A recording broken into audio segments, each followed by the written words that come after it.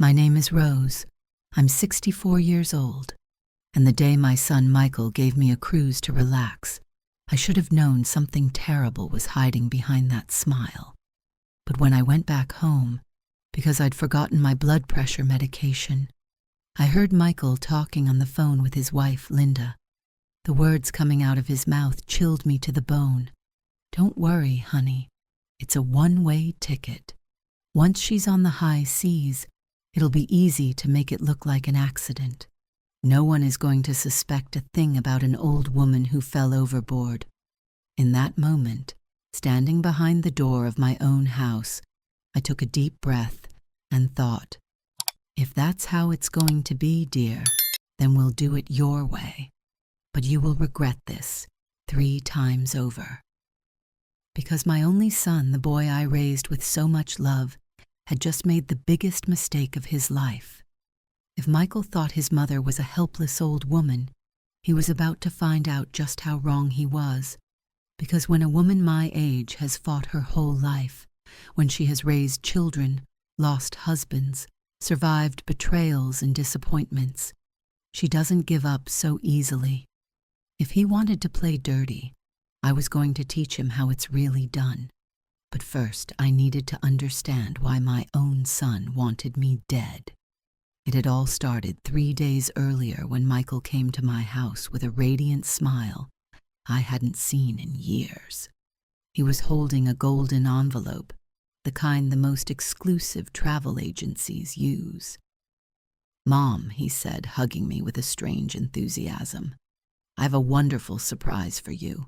You've worked so hard your whole life. You've sacrificed so much for us that Linda and I decided to get you something special." When I opened the envelope and saw the cruise tickets, my eyes filled with tears. A Caribbean cruise, 7 days sailing through crystal clear waters, visiting paradise islands.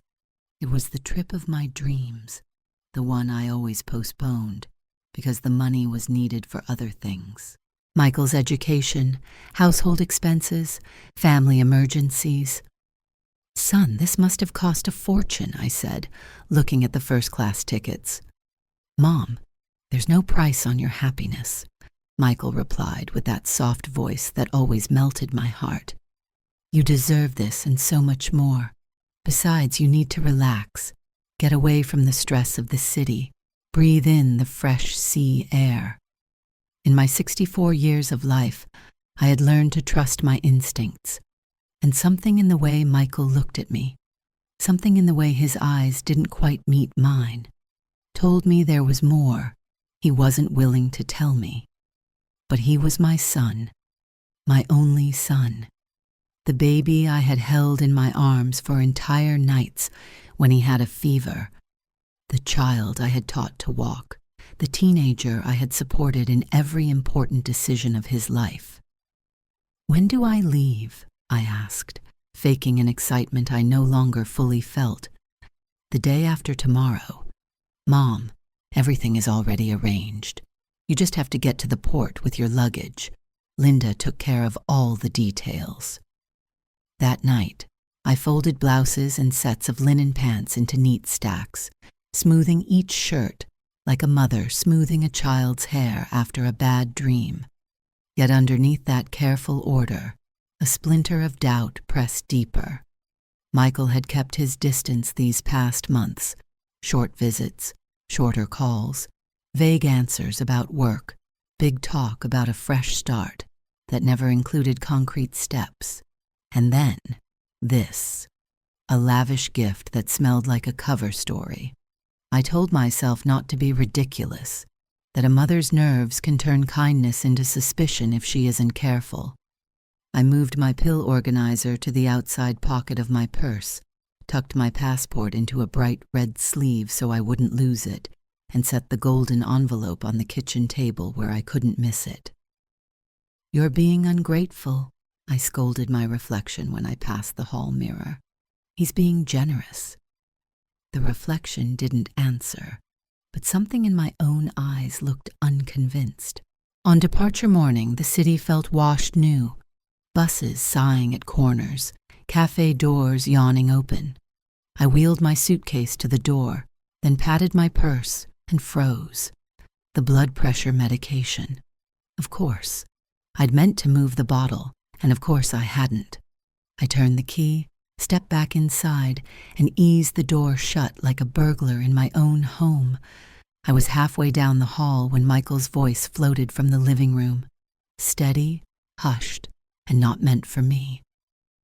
"Yes, Linda. She's on her way to the port. No, she doesn't suspect a thing. The plan is going perfectly." The breath left my body like a wave. He spoke numbers as if he were reciting grocery totals.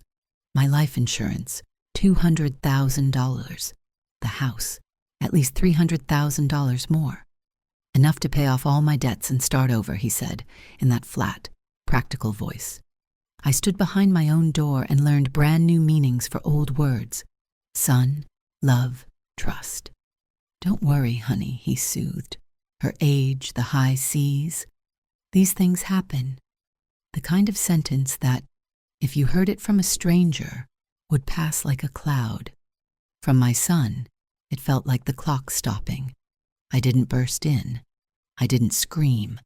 The Rose of 5 years ago might have barged into that room with shaking hands and thunder in her throat. But the woman I had become, quiet, seasoned, a little steelier than I looked, slid the door open, stepped back into the May air, and let it click behind me. Rage ran under my skin like a live wire. Yes, but something else too. A calm I hadn't felt since the day I buried Michael's father and realized I would have to reinvent what strength looked like. All the way to the port, the taxi's meter ticked like a thin metronome, marking off the measures of my old life. Street by street, memory by memory. I thought of the years I'd made do and done without. I thought of bleached receipts from discount stores, of my hands raw from scrubbing, of Saturdays spent hemming other people's pants to buy my son's textbooks. I thought of the way grief had hollowed me after the accident took my husband, and the way determination had thickened my voice when I told 12-year-old Michael we were going to be okay. We were, until we weren't. The ship rose at the pier like a city that had decided to float. 12 decks of glass and dazzle, balconies like rows of bright teeth. Families trundled luggage and posed for pictures. Children squealed, teenagers rolled their eyes without much heat. A steel band clinked out something cheerful.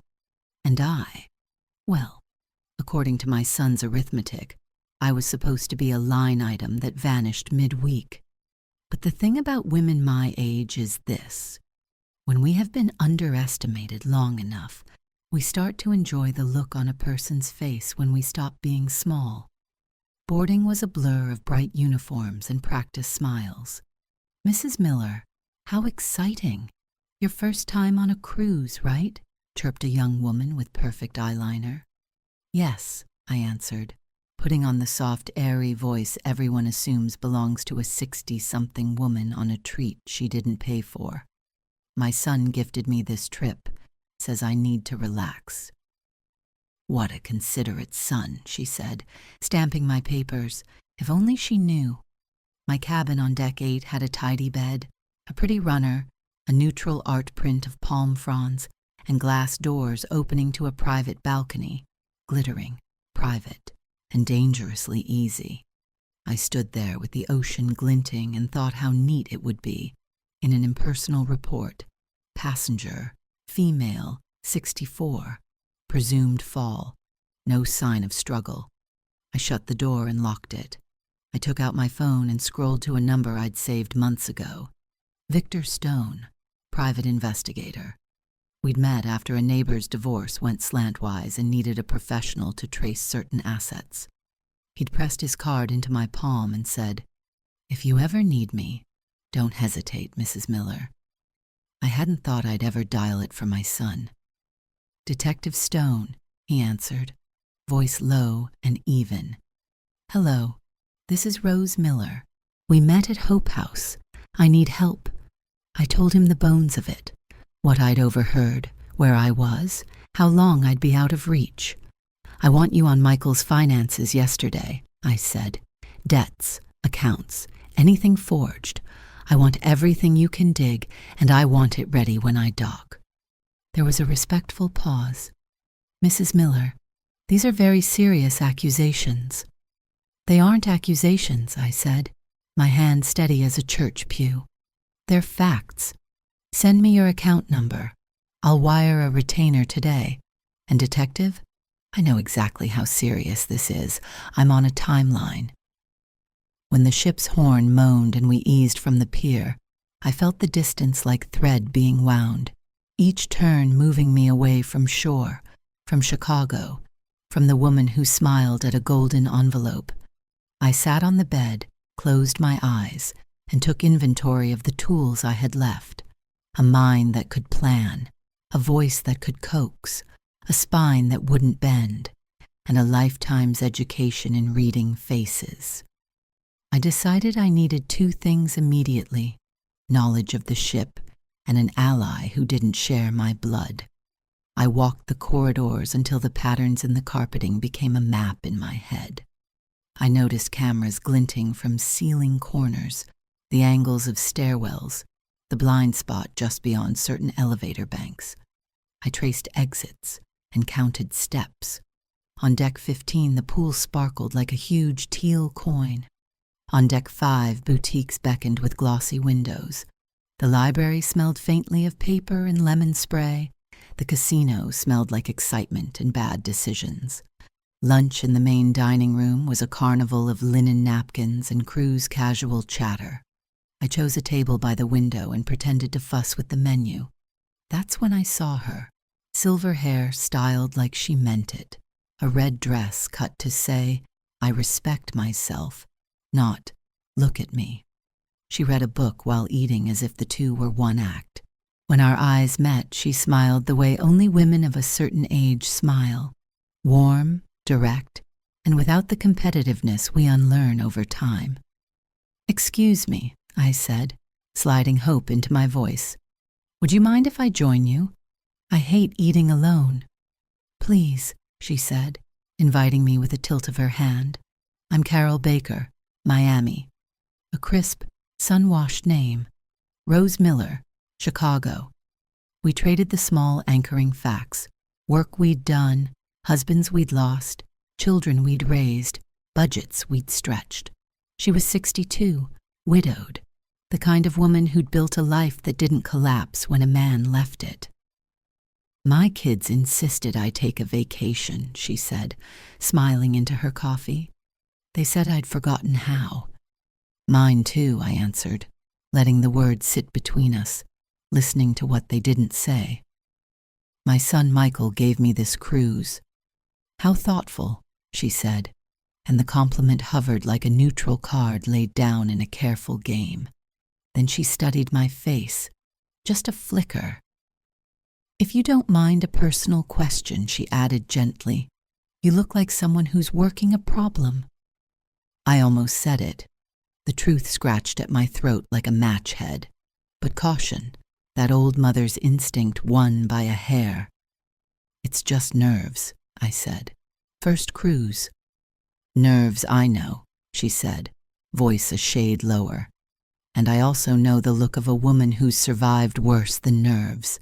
If you need anything, I'm cabin 1247, 12th floor. Warmth moved through me like a slow tide. Thank you, Carol. I'm in 847, deck 8. Neighbors, she said, grinning. The best kind. After lunch, I found the library's computers. The internet moved like molasses and cost more than it should, but I bought 15 minutes and sent Detective Stone a message. I'm safe. Prioritize gambling debts. My gut says that's the fuse. Will contact when possible. R. Then, because I like to look a fear in the eye, I strolled the casino. It was bright as a promise and loud as a mistake. Slots chiming, chips clacking, the air-conditioned hum of hope. I watched faces. Some held heat, some held hunger. A few looked like sleepwalkers who'd wandered into a neon dream and forgotten how to wake up. It didn't take a detective's license to see how easily a person could fall behind and then fall for any scheme that promised a way out. Dinner brought Carol back to me like a hand finds its glove. She slid into the chair across from mine without ceremony. "I've been thinking," she said, "and I'm going to say the part you've been avoiding. You look like a woman who is either running from something or planning something." "Both," I said before I could stop myself. I let the silence ripen.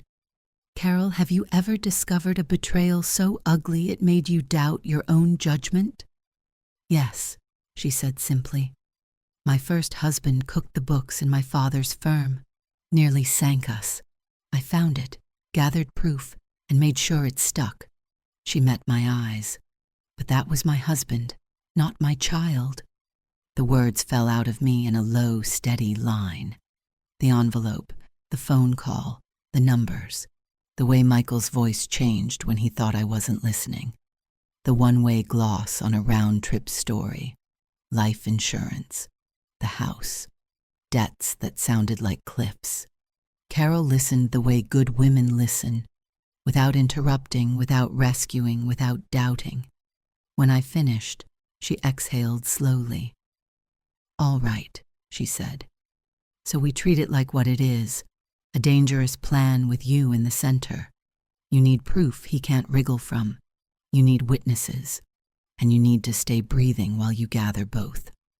"Exactly," I said. "I've got a detective chasing paper back home. Out here, I can record calls. I can keep a log. But I can't be alone in this. Not anymore." "Then you're not," she said. "From now on, you stick to me like a second shadow." At 10 o'clock, my phone rang. Michael. Carol propped her own phone, camera open, a finger on the red button. I swiped to answer. "Hi, Mom," he said, all sunny ease. "How's the ship? Meeting people?" "It's beautiful," I said, watching the tiny muscles around my mouth in the window's reflection. "And yes, I met a lovely woman, Carol. We've had meals together." A bare pause, so brief you'd miss it if you didn't love the boy who made it. "That's great," he said, but a thin thread of caution stitched through his tone. "Just be careful. You know how people can be." "Oh, I'm cautious," I said softly. "Michael, silly question. Do you have a copy of my return ticket? I was organizing my papers and only see the one out." Silence. "Not the ordinary kind. The kind that crawls." "Mom? Sorry, Linda was asking me about the luggage tags. Don't worry about tickets. The agency has all that. You just enjoy?" "I like to be sure," I said. "Could you confirm tomorrow?" "Mom," he sang, the way he did at 12 when he'd cracked a rule. "Trust me. Everything's perfect." "Of course," I said, and we exchanged the usual "I love yous," 2 words that now felt like splinters. When the call ended, Carol slid a notepad toward me. "He's checking for isolation. He dodged the return. Document it," she'd written in a tidy hand. "First thing in the morning, we go to guest services," she said. "We let a stranger tell us what you already know." Morning made the ocean look innocent, which is a trick it loves. Carol and I took coffee in her suite, larger, safer, with a sofa bed that would be mine at night, and walked to passenger services on deck 3. The young woman behind the desk wore an efficient bun and a badge that called her Patricia. "Good morning, ladies. How may I help you?" "I'm Rose Miller," I said, sliding over my cruise card. "Cabin 847. I'd like to verify my full travel itinerary, please." Her fingers clicked, then slowed. Her brows drew together. "Mrs. Miller, you're confirmed for the 7-day Caribbean sailing." Another click. "But I don't see a return flight reservation. That's unusual. Our packages are typically round trip. It's a strange thing, how even expected pain still hurts." I kept my voice steady. "Who purchased my package?" "Let's see. Michael Miller, credit card ending." She looked up. A relative? My son, I said, putting a period where a sob wanted to be. She smiled brightly, a woman who believes in happy fixes. Then I'm sure he'll take care of the return. That said, flights from Cozumel to Chicago can fill up this time of year. Carol stepped in smoothly. Could Mrs. Miller book a return now, just for peace of mind?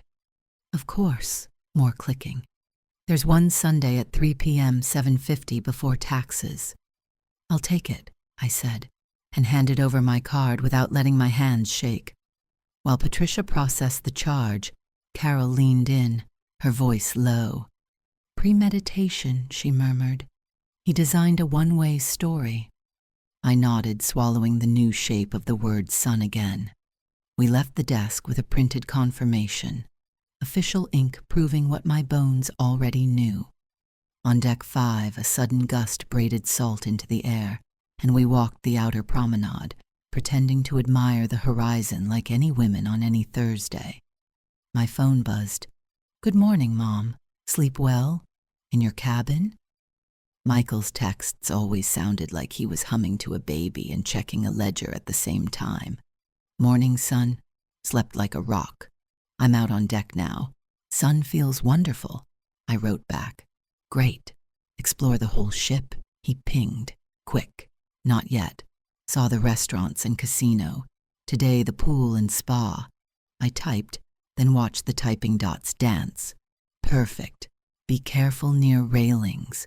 People get woozy with the motion and lose balance sometimes. Carol read over my shoulder. Her mouth thinned. He's planting the accident, she whispered. Already rehearsing the obituary. Don't worry. I keep my distance from edges, I typed, and pressed send with a steadier thumb than I felt. We spent the afternoon drafting a plan the way women like us plan casseroles and childcare, methodically, with an eye toward what could go wrong. We would record calls. We would keep a precise journal. Times, places, who said what. We would look for patterns, who appeared near me too often, who watched without reason. And we would remember that a private balcony without a camera is a stage where a liar expects no audience. By late afternoon, I felt the prickle of eyes.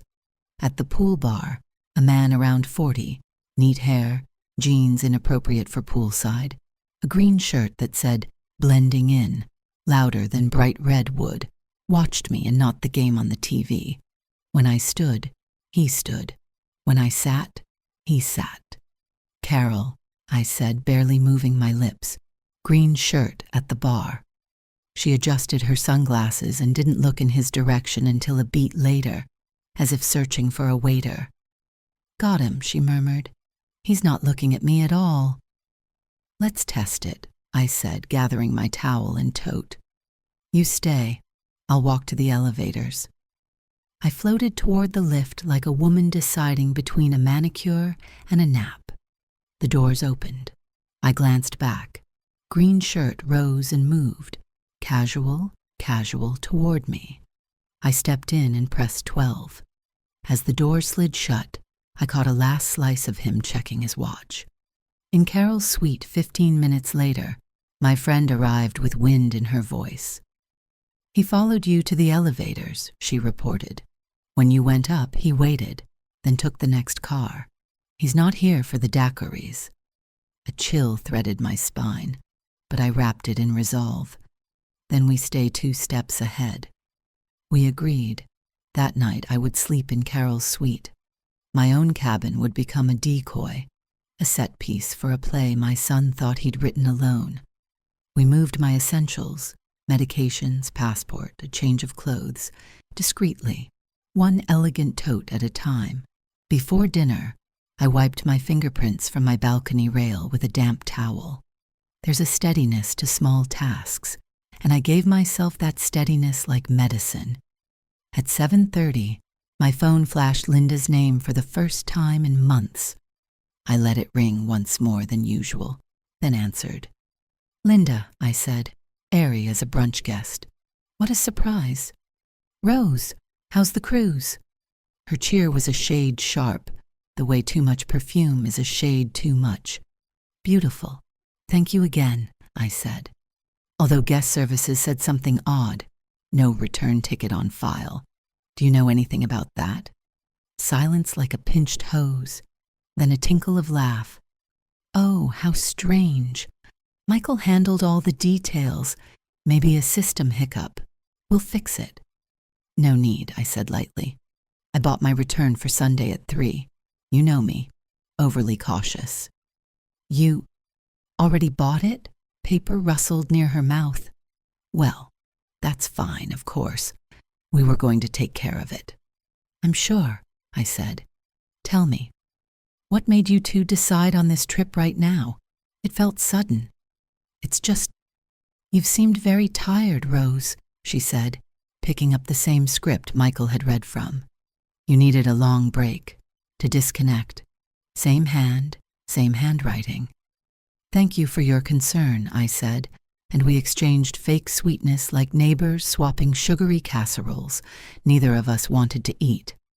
When the call ended, Carol and I sat with the quiet. She's in it up to her earrings, Carol said at last. And you just ruined a key piece. Good. On the third day, we chose the casino for a controlled confrontation. Cameras everywhere. Staff within shout. Dozens of witnesses who would remember a scene. You'll sit at the slots and act a little tipsy, Carol said, eyes bright with practical strategy. Predators love a stumble. I can manage a wobble, I said, because any woman who's lived 60+ years has managed plenty. I fed a bill into a machine and pressed buttons with the lazy abandon of someone forgetting she'd promised herself a budget. 15 minutes, then 20. And there he was, green shirt, now in yellow. He took the stool beside mine like a stranger doing a kindness. Ma'am, you okay? He asked, the smile almost right. You look a little tired. Oh, I'm fine, I said, letting my words soften at the edges. Too many mimosas at breakfast. Lord, this ship is something. First cruise? He asked, eyes taking inventory. Yes. My son gave it to me. Said I needed to relax. I watched the information sink and glint in his gaze. What a considerate son. He on board? Oh no, I fluttered. Back in Chicago. This is all for me. He nodded like a man checking a box. Have you seen the sunset from the top deck? He asked. Stunning. So beautiful, I sighed. But I'm such a klutz. Those railings and the rocking. Mercy, I'm always afraid I'll get too close. There, a tiny shift. His friendliness cooled to calculation. You're right to be careful, he said smoothly. Especially at night. The decks can get slick with sea mist. Oh, that sounds dangerous, I murmured. Maybe I should just stay in my cabin after dinner. What floor? He asked, casual as weather. 8, I said, feigning artless. 847. Balcony's lovely, but it makes me nervous. He smiled a neat little smile that didn't reach his eyes. Well, enjoy your vacation, he said, and stood. I watched him angle toward the ship's house phones. Carol, at her nearby poker table, stood too, drifted, and vanished around the corner like a yellow dress wisp. 15 minutes later, she reappeared, face set. He made a call, she said. I couldn't catch every word, but I heard, she's in 847, 8th floor, balcony. Says she's scared of the railings. Perfect. It's odd, the way a truth can both freeze you and clarify you. I sat down, let the cold run its course, then looked up. Then we stopped following their script, I said. We write ours.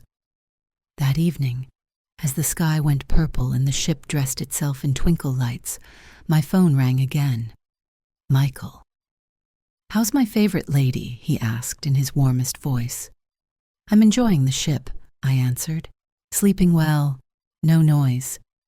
That's good. Tomorrow's the captain's gala, right? You going? Oh, yes, I said brightly. Green dress, a little sparkle. Beautiful. Those parties run late, he said casually. After, just go straight to your cabin.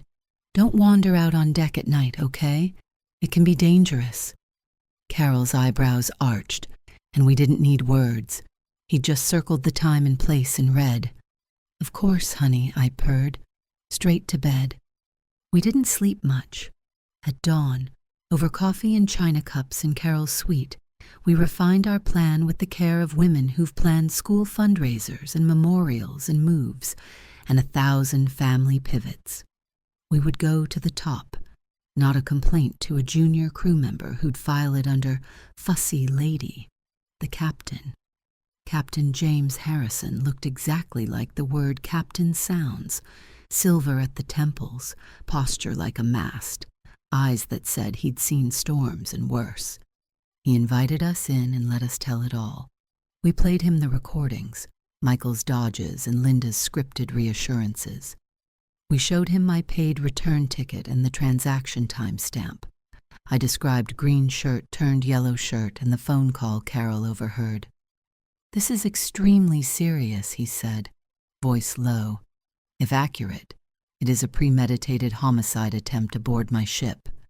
It's accurate, I said, and I'm not interested in dramatics. I'm interested in staying alive and prosecuting the truth when we dock.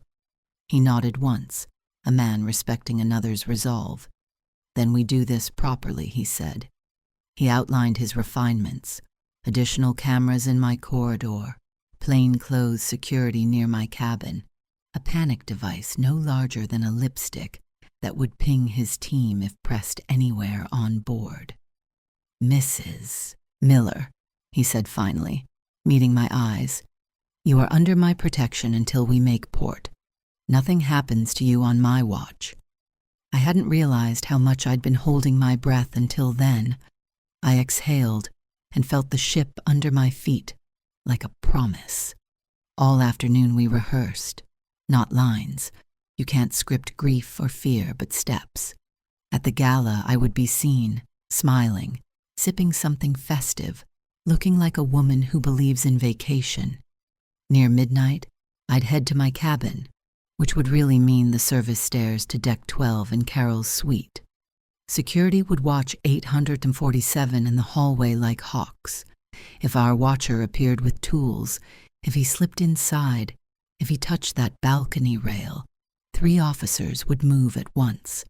I dressed as if the night were only a party, green dress that hugged without shouting, a string of pearls that had belonged to my mother, a spritz of the perfume Michael had once bought me on a birthday, when love had seemed simple. Carol wore gold that caught every bit of light and threw it back with interest. Tonight changes everything, she said, fastening an earring. You're not prey. The ballroom glittered, band playing old favorites, tables set the way magazines promise the holidays can be, if only you buy the right linens. Couples swayed. Laughter bounced off crystal like it was trying to climb. I let my face relax into the version of me that existed before the phone call behind the door. Kind, present, open. But my eyes kept their own search pattern. Near the bar, there he was. White shirt now, jacket black, gloves tucked into his pocket like a secret. We danced once, Carol and I, laughing at ourselves like girls at a church social. We complimented a woman's shawl. We ate tiny lemon tarts.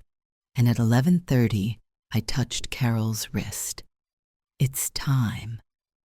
I left alone, believing in my bones that the cameras would show me leaving alone, that the watcher would see what he needed to see.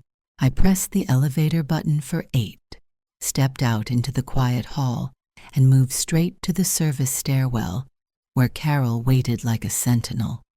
We crouched behind the narrow window and watched my corridor. At 12:15, the hall breathed and produced him.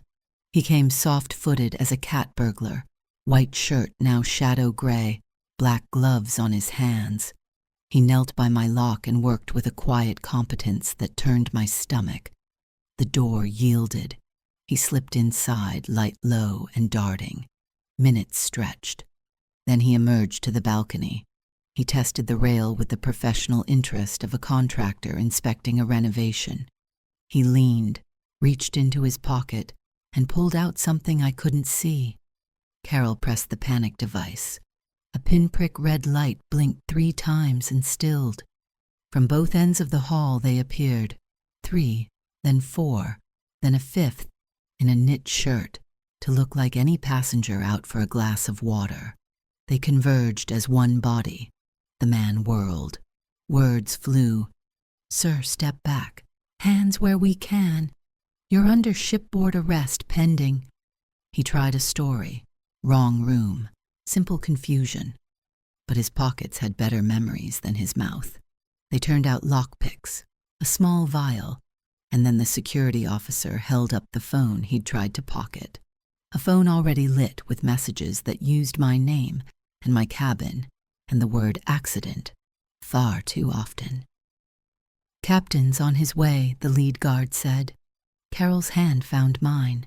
The hallway smelled like carpet cleaner and consequence. I didn't say a word to the man when they marched him past us toward security. I looked him full in the face, memorized the angle of his jaw, the cut of his hair, the way his eyes slid off women like me as if we were furniture. He was 30 seconds of my story. Michael was the plot. Back in Carol's suite, we shut the door and leaned on it like 2 teenagers sneaking in after curfew. I laughed then, one short bark that was half grief, half triumph. "He underestimated me, Carol," I said, and the laugh turned into tears that didn't ruin my mascara because I had chosen waterproof. Carol fetched tissues and poured water and sat close without crowding. "They always do," she said, "and we always rise." The knock when it came was gentle authority. Captain Harrison stood with the head of security. "Mrs. Miller," he said, "we have your man in custody. We have his tools and his messages. We've secured your corridor and flagged the communications on his device." He didn't oversoothe. He didn't minimize. He looked at me the way you look at someone who's been through a storm and reached the other side still standing. "We'll keep him in the brig until we reach port," he said. "Tomorrow, we'll brief you on the chain of custody for everything we're collecting. You will have what you need." After they left, the ship hummed its endless gentle hum, and for the first time since the golden envelope, I allowed my shoulders to drop. Tomorrow would be a new kind of day, a day for calls from the detective and choices about confrontations and the next hard, brave steps. But tonight, in a suite that smelled like clean sheets and hand soap, I let my old heart rest in my ribcage like a prize I intended to keep. I wasn't a helpless old woman. I was Rose Miller, 64, mother and widow and survivor, and in the morning I would begin the careful work of turning survival into justice. I barely slept that night. Even with Carol's calm presence in the next bed, my mind replayed every detail. Michael's voice, the lockpicks glinting under the hallway light, the captain's firm promise that I was safe. I kept thinking, my own son. Those words sounded foreign in my head, like something whispered in another language. But by sunrise, the tears had dried into something sharper. Resolve. When I was younger, I used to believe a mother's love could fix anything, that time and care could polish a child's heart clean, no matter how tarnished it got. But as the morning light poured through the cabin curtains, I realized some stains sink too deep. Michael's greed wasn't a crack, it was rot, and I was done pretending not to see it. Carol was already awake, reading in an armchair with her hair perfectly brushed back. "You didn't sleep either, did you?" she asked. "Not much," I admitted. "But I know what I need to do. When we dock, I'll take everything to the authorities. Every recording, every message, every document. I want justice to have my son's name in ink." Carol nodded. "And you'll get it, Rose. But today, let the captain and his team handle the mess. You've done your part. You survived. Survived. The word felt too small for what the night had been. I hadn't just survived. I'd turned the tide. Later that morning, the captain himself came to our cabin. He looked tired but composed, the kind of man who could steady a ship or a person with the same tone of voice. "Mrs. Miller," he said, "the man we detained has been fully identified. His name is Victor Ramos, a private contractor with a history of offshore security work. We found wire transfers from an account in your son's name. The evidence is clear." I sat there motionless, hands folded over one another. What will happen to him? He'll be handed over to federal authorities when we dock, and with your permission, I've already compiled a report with everything we've gathered, digital copies of the text messages, the security footage, and your phone recordings. It's all ready to go. "Thank you, Captain," I said. "You saved my life." He shook his head. "No, ma'am. You saved your own life. We just helped you prove it." After he left, I sat in silence for a while. The sea outside sparkled, indifferent and endless. A week ago, I'd thought this trip was a vacation. Now, it was a crime scene.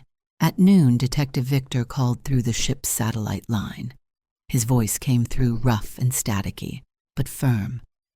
"Mrs. Miller, I've got the results. You were right about everything." "What did you find?" I asked, gripping the receiver. "Your son owes over $200,000 to a gambling syndicate.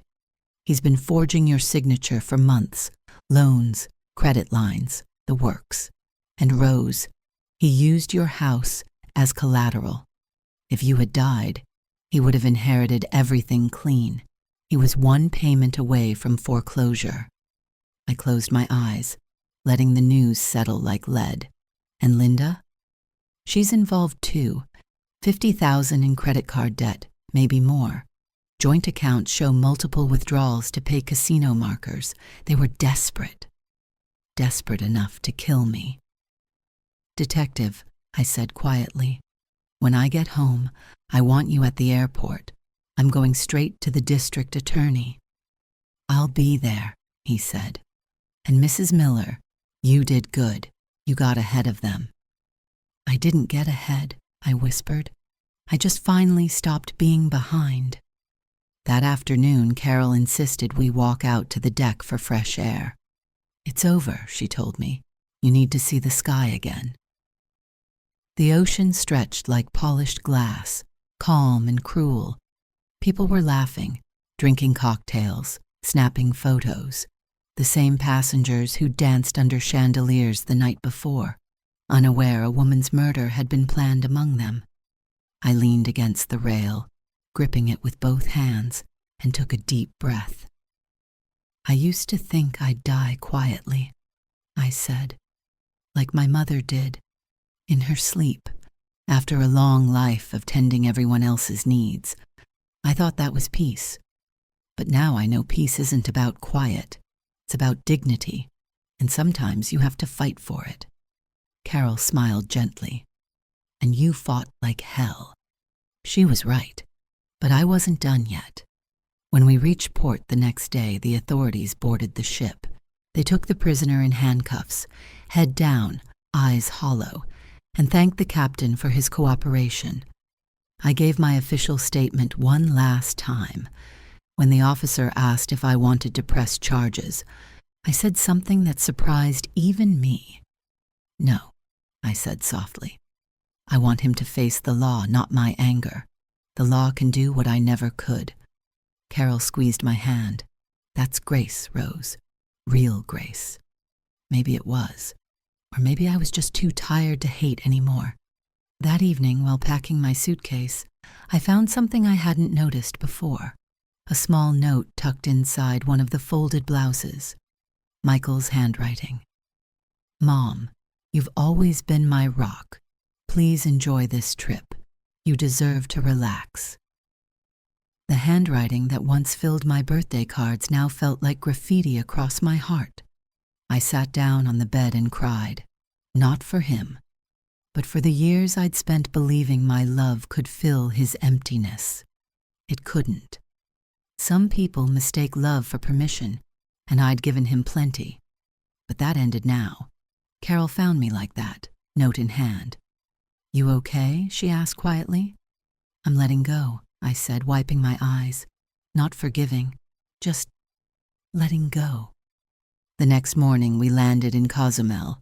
Bright skies, tourists everywhere, music spilling from the pier. Carol and I stood together at the disembarkation line, our suitcases side by side. "I guess this is goodbye," she said, smiling through her own misty eyes. "Not goodbye," I corrected her. "Just the end of one chapter." She laughed softly. "You sound like a woman who's already writing the next one." "I am," I said, "for the first time in my life." We hugged tightly, the kind of hug that carries both gratitude and understanding. "Remember," she whispered, "you are not the woman who sacrifices in silence anymore. You are the woman who fights and wins." When she walked away, the sunlight caught her silver hair, and for a moment she looked almost angelic. Maybe she was. Some angels don't have wings. They have good timing. I boarded the flight back to Chicago that afternoon. Detective Victor met me at the airport, just like he promised. He was taller than I remembered, with gray hair at his temples and kind eyes that didn't pity. "Mrs. Miller," he said, shaking my hand, "it's an honor to finally meet you. I've already contacted the district attorney. They're waiting." We drove straight to the courthouse. My suitcase was still in the trunk when I gave my full statement. Every recording, every text, every document. The DA, a man named Carlos Mendoza, listened carefully, his brow furrowed. When I finished, he leaned back in his chair. "Mrs. Miller," he said, "in my 15 years as a prosecutor, I've never seen a case so well prepared. You documented everything perfectly. You've built a case most detectives would envy." I felt my hands trembling in my lap. "I just did what I had to do." He nodded.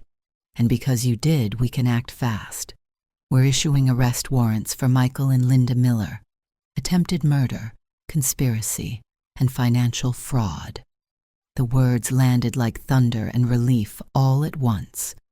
I looked down at my folded hands, the same hands that once buttoned Michael's school shirts, bandaged his knees, baked his birthday cakes, and now those hands had signed the papers that would put him behind bars.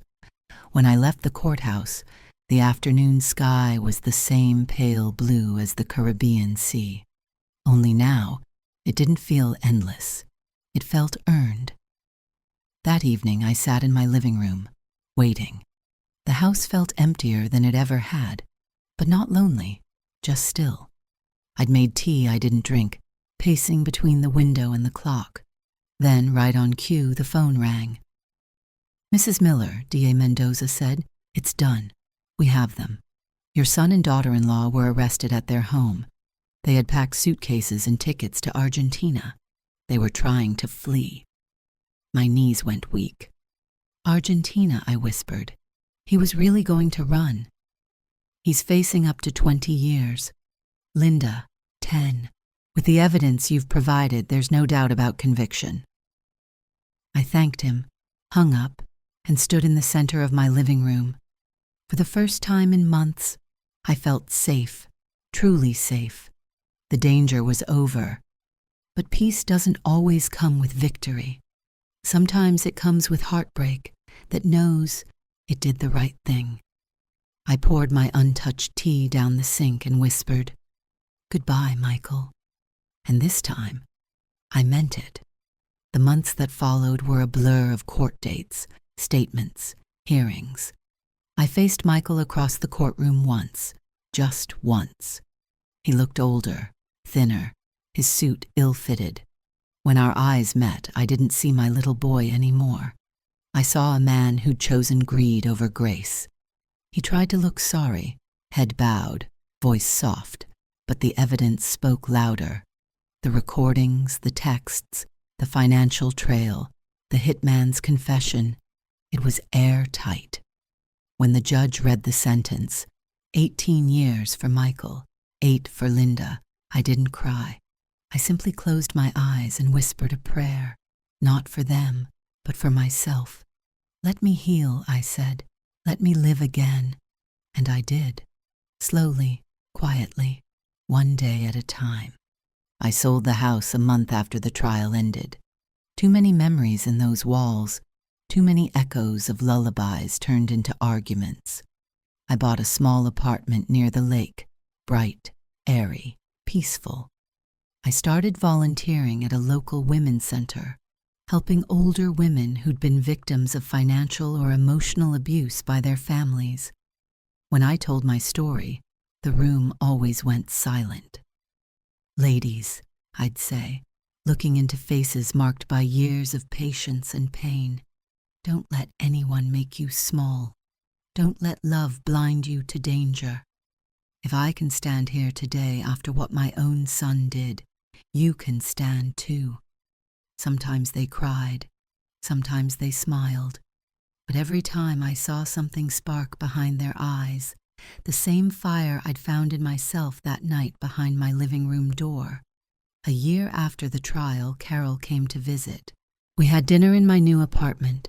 Candles, soft music, 2 women who'd seen too much but still believed in second chances. Rose, she asked suddenly, do you ever regret it? Turning Michael in?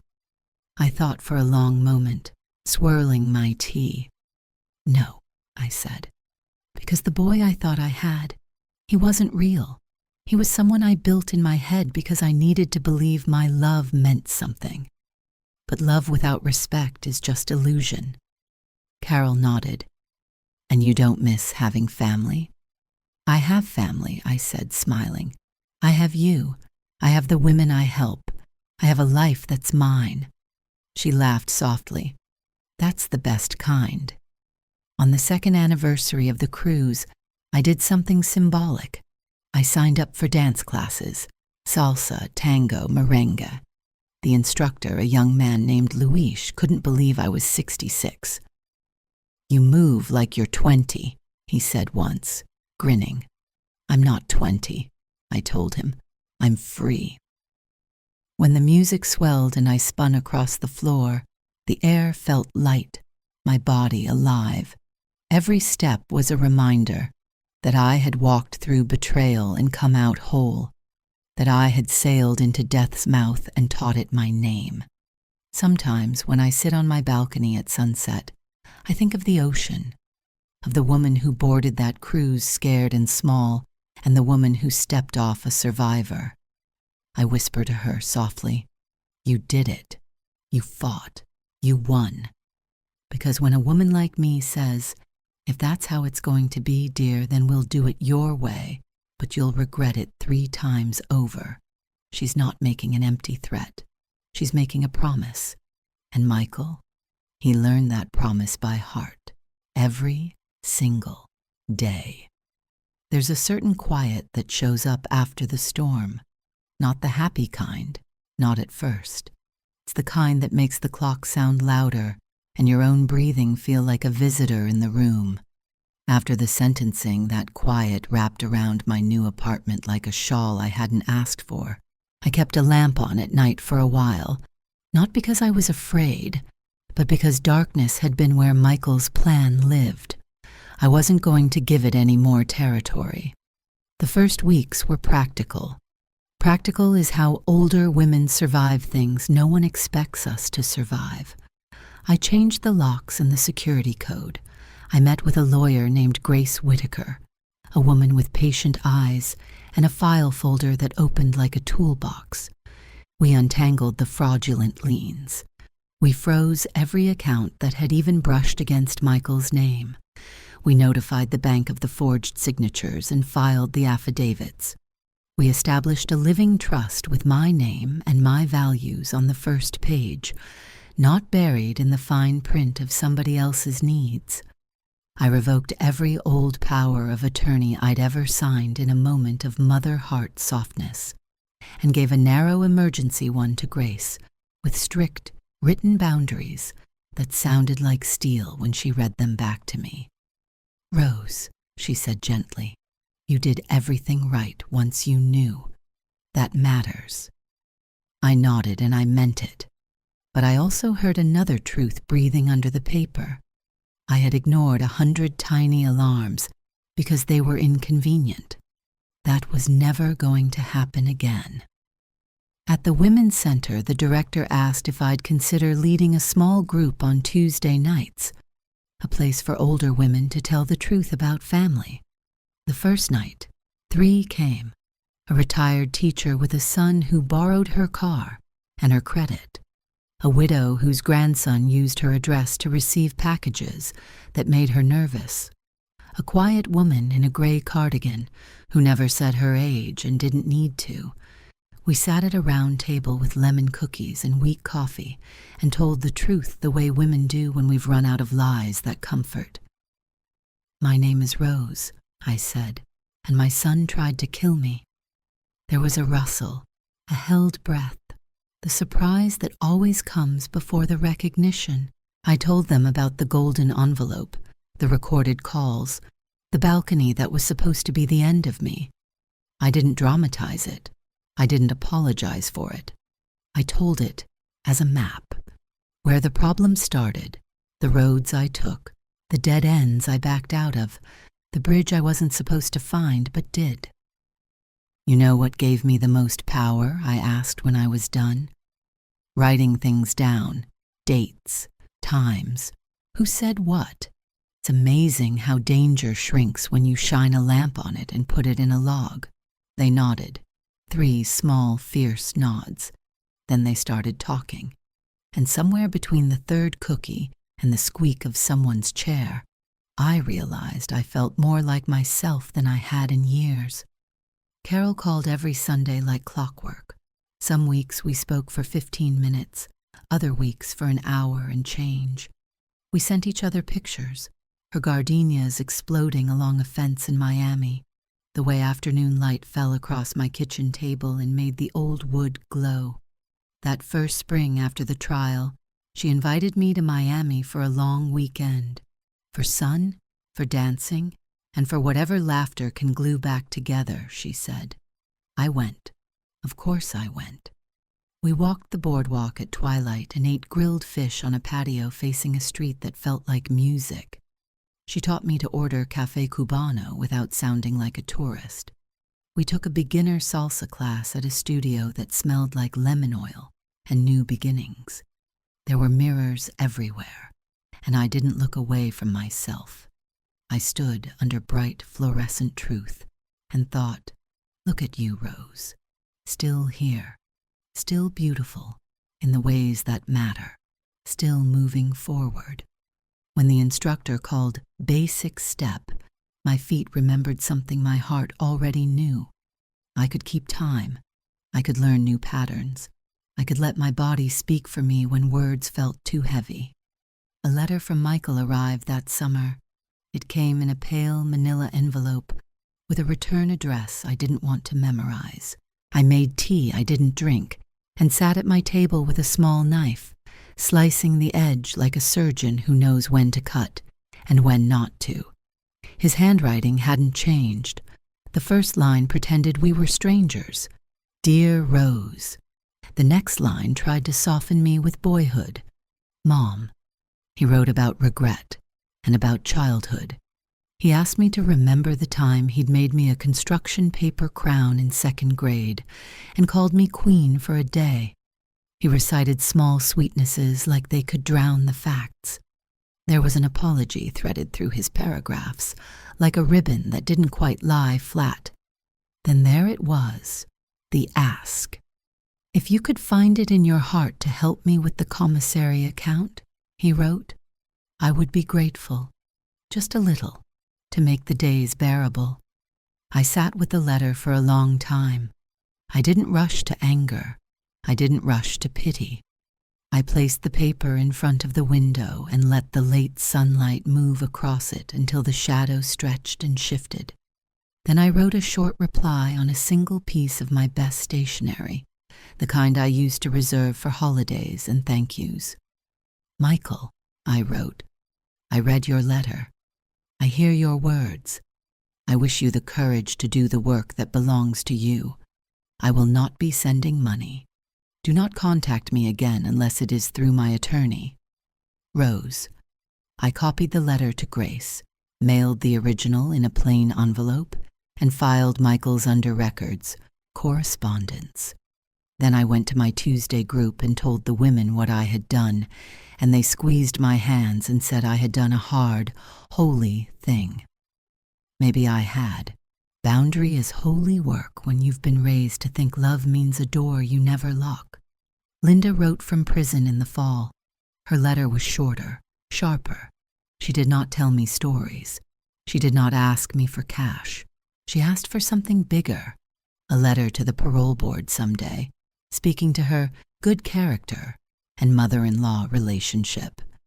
I folded the letter along its creased lines, put it back into its envelope, and slid it into the file.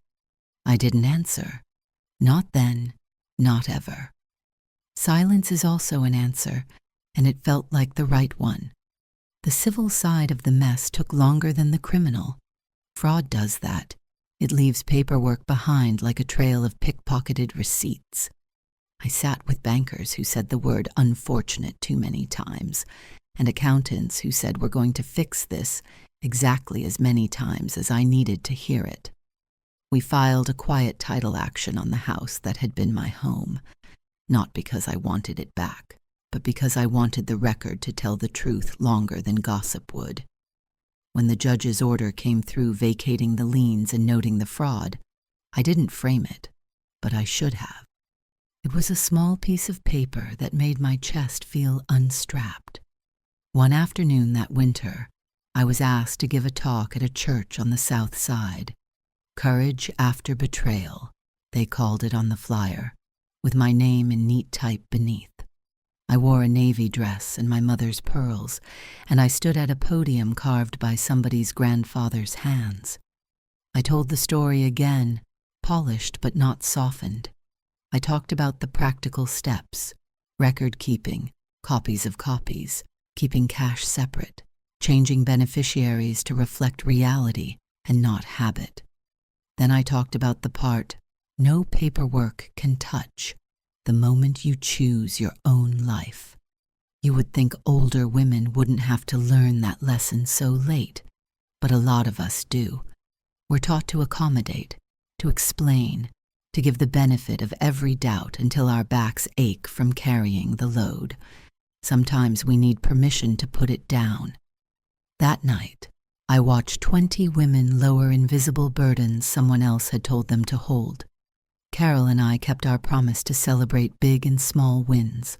On the 1-year anniversary of the arrests, she flew to Chicago, and we took the architectural boat tour like tourists in our own story. The guide told the history of buildings that had risen after great fires, and we looked at each other and laughed that soft laugh two women laugh when a metaphor walks right up to their table and asks to join them.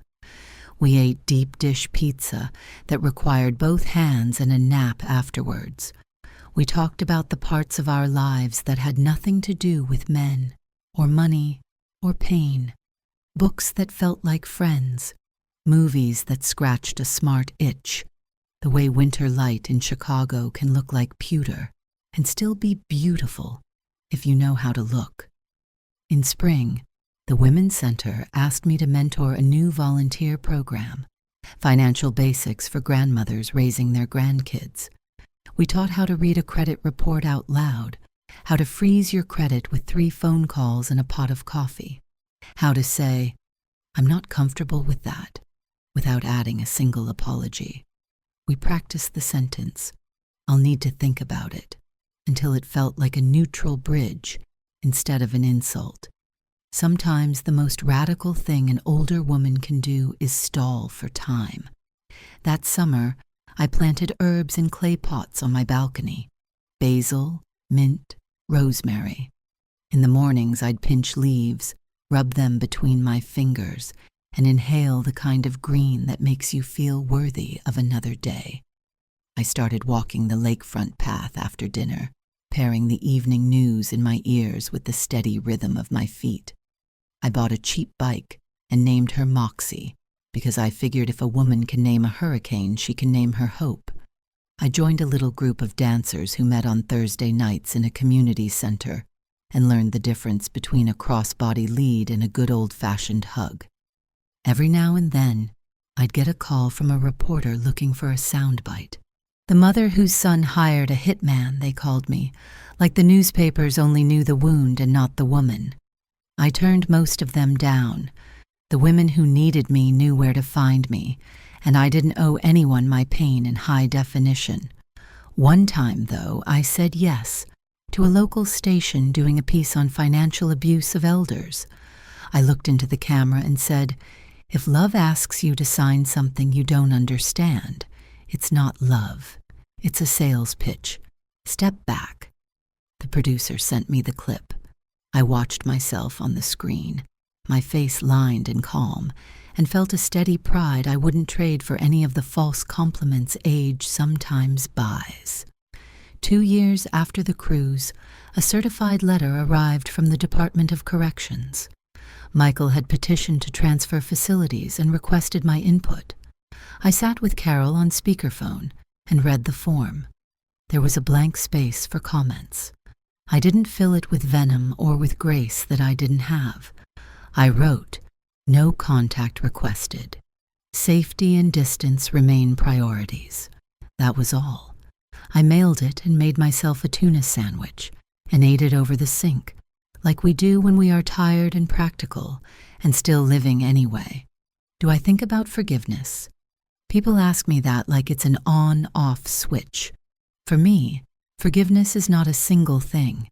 It's a set of small choices that keep me from drinking poison I didn't mix. I forgive the hours I lost to crying at my kitchen table.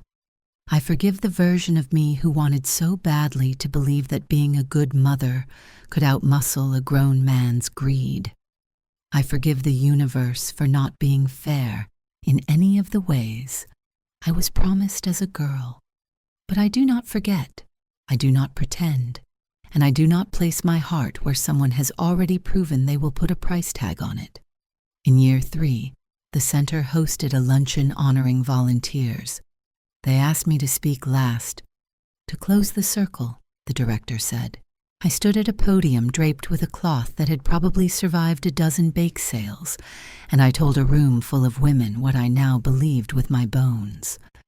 I thought the worst day of my life would always be the day I overheard my son on the phone planning my death, I said. But it wasn't. The worst day was the day I realized I had been training myself for years to think smaller than I am. The best day wasn't the arrests or even the verdict. The best day was the one I walked onto the dance floor and felt my feet remember how to move. The best day was the afternoon I taught a grandmother to say, "No, baby, I can't afford that," without apologizing.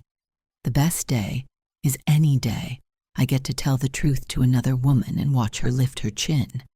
They clapped, they cried. We ate chicken salad in little pastry cups, and then we stacked chairs and made the hall tidy again, because that's what women do. We build, and we clean, and we make spaces safe for the next story. On the 4th anniversary of the night, everything changed. Carol and I took another cruise, not to tempt fate, not to dance on old graves, but to make new memories in a place that had once tried to write my ending. We chose an Alaskan route, ice and sky, whales erupting from water like miracles. On the second night, the ship hosted a captain's welcome, and I put on a deep green dress that fit better now that I was living inside my own life. We took a picture with the captain of that ship, another steady-eyed man who kept people safe for a living. On the balcony of our cabin, we wrapped ourselves in blankets and watched the world float by at 12 knots, and I said a quiet thank you to whatever part of me had held the line when an easier choice would have been to let go. Sometimes Late at night, I can hear the exact click the door made in my old house when I pulled it shut after hearing Michael's voice on the phone. I used to hate that memory, the sound of everything breaking. Now, somehow, I hear it as a hinge. On one side of that sound was a woman who had loved herself last. On the other side was someone new, strong, awake, dangerous to anyone who thought she was easy to handle. If you've listened this far, and you're one of my ladies out there who's been shamed for suspecting something's wrong, hear me. Your instincts are not rude. Your questions are not ungrateful. Your spine is not a problem to solve. It's a gift to use. Write things down. Make copies. Ask the boring grown woman questions. Don't sign what you don't understand. Keep one friend who will tell you the truth even when you're tired of hearing it. And if you need to walk yourself right out of someone's plan for you, you do it. You put on your shoes and go. When I look back now, I don't see a week at sea that almost ended me. I see a map out of a life that didn't honor me. I see Carol's hand steady on my arm. I see a captain who believed me. I see a detective who did what I paid him to do without condescension.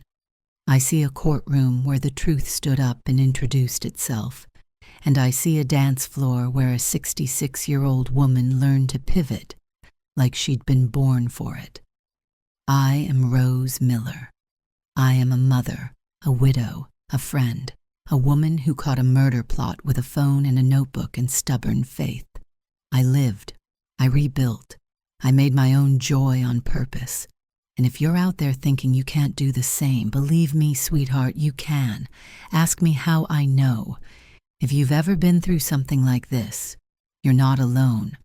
Don't forget to like, comment, and subscribe for more stories like this. Tell me where you're watching from, and if there's a chapter in your life when you learned how strong you really are. I read them, every single one.